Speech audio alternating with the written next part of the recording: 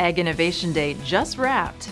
AgroExpo is less than 2 weeks away, and Michigan Agricultural Commodities Chris Betts will have a market report. I'm Janelle Brose, and this is Farm News 5. Farm News 5 is brought to you by Ford. Over 100 exhibitors will showcase the latest ag services and products at the 2019 AgroExpo, August 13th and 14th in St. John's. This year's expo will feature sprayer demonstrations, crop-specific educational sessions, and opportunities to interact with ag industry leaders. This is designed as a learning event.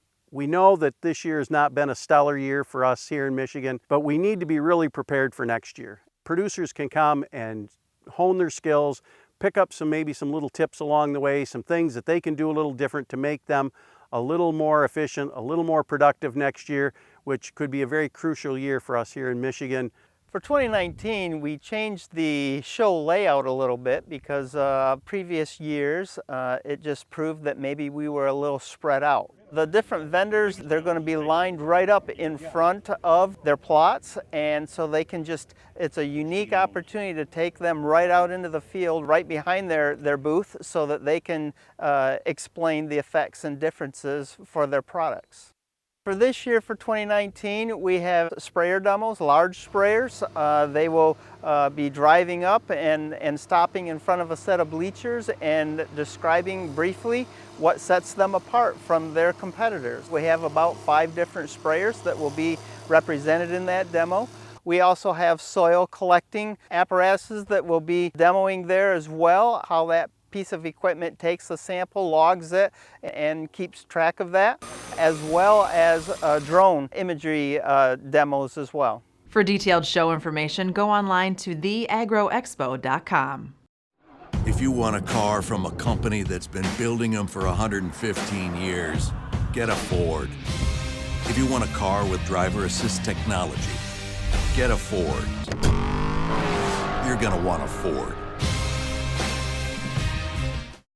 Farmers from across the state came together at Michigan State University on July 26th for MSU's annual Ag Innovation Day, which this year focused on precision agriculture that pays. Among the highlights, a presentation on smart agriculture. We have a horrible storm that comes through tonight, dumps a whole pile of rain on us, and we actually see the sensor that's down at 30-inch, moisture goes up. When you think about smart ag, there's really a diverse range of adoption onto it. So there's some folks that are just barely starting to get into it. There's some that are running as fast as they can. And smart ag is actually evolving to be able to serve each individual regardless of what their capabilities are at the current level. So aside from what we have out available today, where we see the direction moving forward is getting much more granular at a much higher resolution. So previously, a lot of decisions were made from a whole farm level. We've moved from that down to a field by field level. We've moved from that down to a field zone by field zone level, and we're moving even further to the plant by plant level.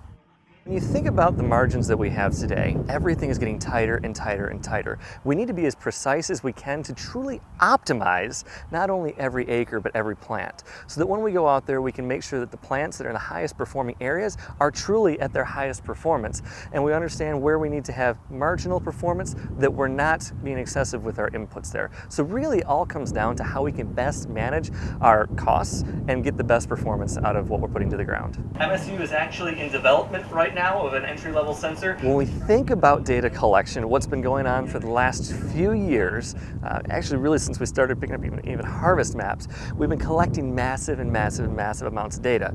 Sometimes we're collecting that data and we don't really have any value for it yet, right? We collected harvest maps for many years, but it wasn't until fairly recently that we got to the point where we could layer those harvest maps out year to year and be able to drive decisions out of them. So from one side of things, I would say collect all the data that we can, save it for your farm.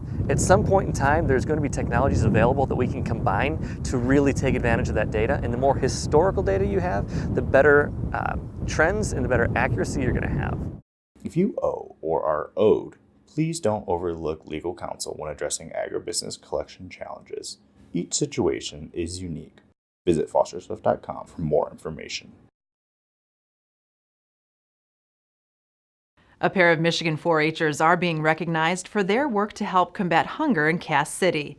Addie Battle and Pearl Dascom have received a Governor's Service Award from the Michigan Community Service Commission for creating Meeting the Need for Our Village. Through the project, the two raised $54,000 for their community and provided 10,000 pounds of meat and 1,500 gallons of milk for local food pantries. We highlighted Battle and her efforts several months ago on Farm News 5. We recognized that since Cass City had become a food desert, our only grocery store in town had closed down, and we now have to travel up to 15 miles to get to a grocery store in the next town over. And we recognized that that was a need at the time, and there was something we wanted to do about it. There was a lot we couldn't do, but we recognized that we were all farm kids and we could raise meat. So it started with a $2,500 grant, and we raised a few chickens with that. And then from there, it really became a loaves and fishes story because we had the chickens and we saw them making a difference, providing high quality, nutrient dense food to food pantries who often have to rely on lower nutrient things that store well. Several pigs at the Fowlerville Family Fair and the Eastern Michigan State Fair in Lapeer County have tested positive for swine flu. The pigs were isolated as soon as they tested positive. The disease can spread quickly from pig to pig, and people can catch it too. Symptoms of swine flu are similar to a typical flu and include fever, cough, runny nose, and body aches. Fairgoers who experience these symptoms should get checked out. And now with a look at the latest market activity, here is Michigan Ag Commodities' Chris Betts. Thanks, Janelle. Poor performing week for ag commodities as all three broke below some technical resistance. Corn led the way lower as funds exited long positions.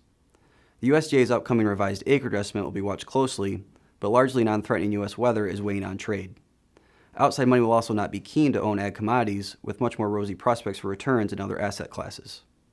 President Trump's comments that he will impose another 10% tariff on another $300 billion worth of Chinese goods was another anchor on trade. This immediately following U.S. trade negotiators returning from talks in Shanghai.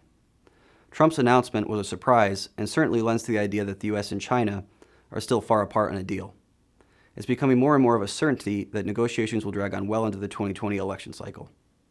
For more market information, go to michiag.com. With Michigan Agricultural Commodities, I'm Chris Betts. For more news and video, visit MichiganFarmNews.com and the Michigan Farm Bureau channel on YouTube. With Farm News 5, I'm Janelle Brose. Have a great week of farming.